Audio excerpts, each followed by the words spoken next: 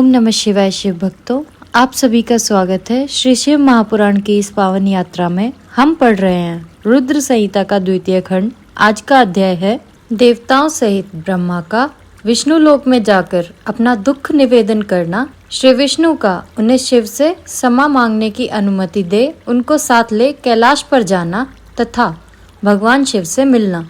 नारद जी ने कहा, विधाता महाप्राज्ञ, आप शिव तत्व का साक्षात्कार कराने वाले हैं। आपने यह बड़ी अद्भुत एवं रमणीय शिव लीला सुनाई है। तात वीर वीरभद्र जब दक्ष के यज्ञ का विनाश करके कैलाश पर्वत पर चले गए तब क्या हुआ, यह हमें बताइए। ब्रह्मा जी बोले, नारद, रुद्रदेव के सैनिकों ने जिनके अंग भंग कर दिए थे वे समस्त पराजित देवता और मुनि उस समय मेरे लोक में आए। वहां मुझ स्वयंभू को नमस्कार करके सबने बारंबार मेरा सत्वन किया।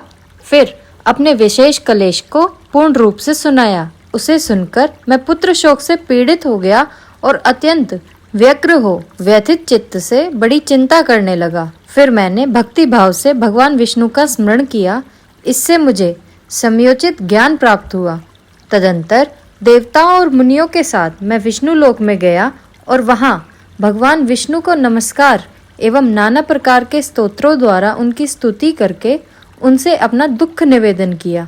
मैंने कहा, देव, जिस तरह भी यह यज्ञ पूर्ण हो, यजमान जीवित हों और समस्त देवता तथा मुनि सुखी हो जाएं, वैसा उपाय कीजिए।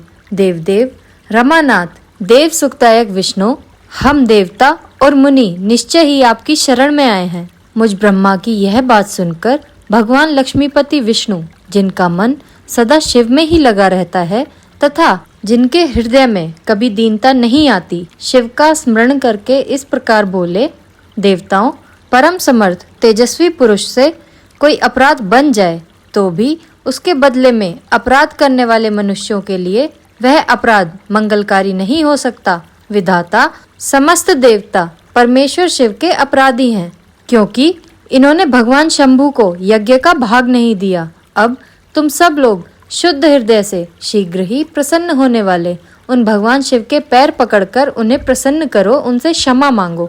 जिन भगवान के कुपित हो जाने पर यह सारा जगत नष्ट हो जाता है तथा जिनके शासन से लोकपालों सहित यज्ञ का जीवन शीघ्र ही समाप्त हो जाता है, वे भगवान महादेव इस समय अपनी प्राण वल्लभा सती से बिछुड़ गए हैं तथा अत्यंत दुरात्मा दक्ष ने अपने दुर्वचन रूपी बाणों से उनके हृदय को पहले से ही घायल कर दिया है।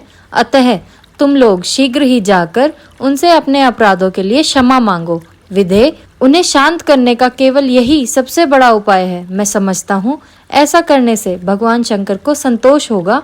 यह मैंने सच्ची बात कही है। ब्राह्मण, मैं भी तुम सब लोगों के साथ शिव के निवास स्थान पर चलूंगा और उनसे क्षमा मांगूंगा।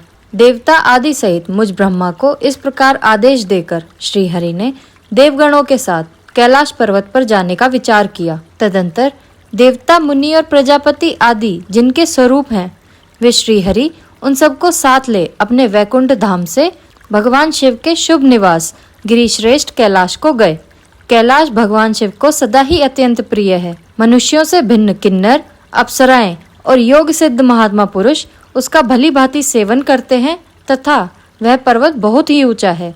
उसके निकट रुद्रदेव के मित्र कुबेर की अलका नामक महादिव्य एवं रमणीय पुरी है, जिसे सब देवताओं ने देखा। उस पुरी के पास ही सौगंधिक वन भी देवताओं की दृष्टि में आया, जो सब प्रकार के वृक्षों से हरा भरा एवं दिव्य था। उसके भीतर सर्वत्र सुगंध फैलाने वाले सौगंधिक नामक कमल खिले हुए थे। उसके बाहरी भाग में नंदा और अलकनंदा, ये दो अत्यंत पावन दिव्य सरिताएं बहती हैं, जो दर्शन मात्र से प्राणियों के पाप हर लेती हैं। यक्षराज कुबेर की अलकापुरी और सौगंधिक वन को पीछे छोड़कर आगे बढ़ते हुए देवताओं ने थोड़ी ही दूर पर शंकर जी के वट वृक्ष को देखा। उसने चारों ओर अपनी अविचल छाया फैला रखी थी। वह वृक्ष 100 योजन ऊंचा था और उसकी शाखाएं 75 योजन तक फैली हुई थी। उस पर कोई घोंसला नहीं था और ग्रीष्म का ताप तो उससे सदा ही दूर रहता था। बड़े पुण्यात्मा पुरुषों को ही उसका दर्शन हो सकता है। वह परम रमणीय और अत्यंत पावन है। वह दिव्य वृक्ष भगवान शंभू का योग स्थल है, योगियों के द्वारा सेव्य और परम उत्तम है। मुमुक्षुओं के आश्रयभूत उस महायोग में वटवृक्ष के नीचे विष्णु आदि सब देवताओं ने भगवान शंकर को विराजमान देखा। मेरे पुत्र महासिद्ध सनक आदि, जो सदा शिव भक्ति में तत्पर रहने वाले और शांत हैं, बड़ी प्रसन्नता के साथ उनकी सेवा में बैठे थे। भगवान शिव का श्री विग्रह परम शांत दिखाई देता था। उनके सखा कुबेर, जो गुह्यकों और राक्षसों के स्वामी हैं, अपने सेवक गणों तथा कुटुंबी जनों के साथ सदा विशेष रूप से उनकी सेवा किया करते हैं। वे परमेश्वर शिव उस समय तपस्वी जनों को परम प्रिय लगने वाले सुंदर रूप धारण किए बैठे थे। भस्म आदि से उनके अंगों की बड़ी शोभा हो रही थी। भगवान शिव अपने वत्सल स्वभाव के कारण सारे संसार के सुहृद हैं। नारद, उस दिन वे एक कुशासन पर बैठे थे और सभी संतों के सुनते हुए तुम्हारे प्रश्न करने पर तुम्हें उत्तम ज्ञान का उपदेश दे रहे थे।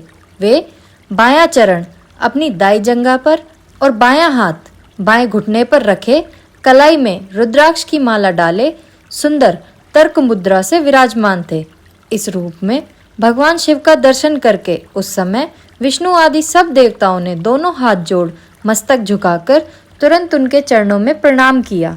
मेरे साथ भगवान विष्णु को आया देख सतपुरुषों के आश्रयदाता भगवान रुद्र उठकर खड़े हो गए और उन्होंने सिर झुकाकर उन्हें प्रणाम भी किया। फिर विष्णु आदि सब देवताओं ने जब भगवान शिव को प्रणाम कर लिया, तब उन्होंने मुझे नमस्कार किया, ठीक उसी तरह जैसे लोगों को उत्तम गति प्रदान करने वाले भगवान विष्णु प्रजापति कश्यप को प्रणाम करते हैं। तत्पश्चात देवताओं, सिद्धों, गणाधीशों और महर्षियों से नमस्कृत तथा स्वयं भी नमस्कार करने वाले भगवान शिव से श्री हरि ने आदर पूर्वक वार्तालाप आरंभ किया।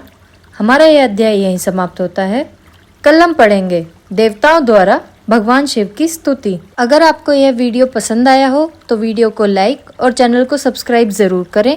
कमेंट में हर हर महादेव लिखना ना भूलें।